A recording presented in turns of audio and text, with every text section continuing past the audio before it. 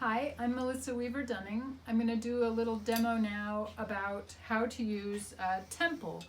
These are also called stretchers, and the old name is tenterhooks. And the purpose of the temple originally was to protect the reed as much as the warp threads. But now we use it primarily to protect the warp threads and to help us weave with better selvages. And most weavers would like to have better selvages. So when a temple arrives, it comes like this. They come in varying sizes, and the way the size is described is that it is between, say this one's probably an 18 to 24 inch range, which means I can adjust this to 18 inches wide all the way up to 24 inches wide. I'm going to go ahead and take the ends off. These are just protective caps. And the caps are very important because the teeth on a temple are very, very sharp, and you want to be careful with that. I tell my students they will probably cut themselves once, but possibly not ever again. But it is important to be careful. So there's a sliding piece here that allows you to adjust the width. You need to weave about as wide as the head of the temple is before you can put it into play. You have to have some weaving to attach it to. So I'm going to take these two pieces apart. They're connected with this one little hook that acts as a hinge. And I'm going to lay the temple on its back with the pointy bits up, right at the reed.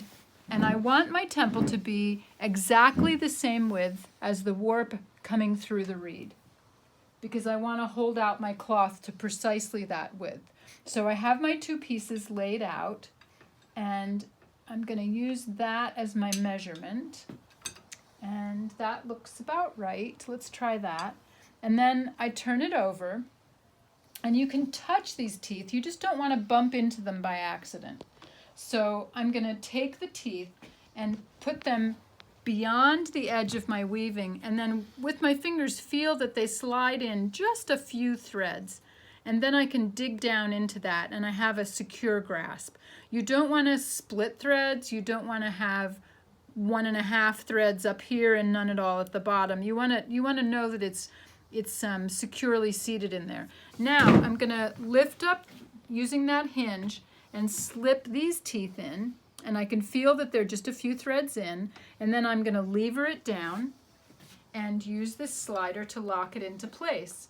And having done that, the beater is now completely free because the temple is holding the warp out at the width that it comes through the reed. It minimizes draw-in, but it also really helps with the weaving. So let me weave just a bit. When you first move your temple, you want to pay attention that you're not wrapping your weft around the edge of the temple. And just being aware of where that is helpful. There we go. The one thing you want to be particularly cautious of is if you drop your shuttle and then reach down to get that, that's the time I'm most likely to injure myself with the temple. So just be aware of that and pay attention, and you'll be fine. So I'm going to weave with this color. And as the pattern goes, I would put in, I think it's about 36 picks. But I'm just going to do a few and show you how to advance the temple.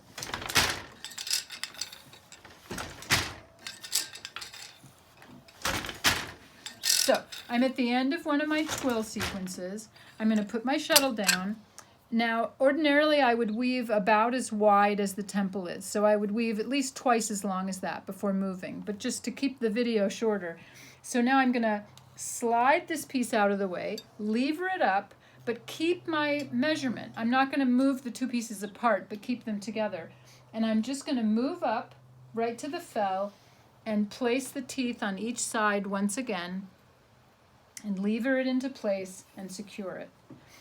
For weavers who are just starting to use a temple, it's a really good idea to take your temple off before you advance the warp. I generally advance the temple and then move the warp, but I'm very familiar with my loom and confident that it's not going to give me more warp that I want. What you want to avoid is dragging your temple across your breast beam. And so the easiest thing to do is to remove it completely before you advance your warp until you have more confidence in your use of a temple.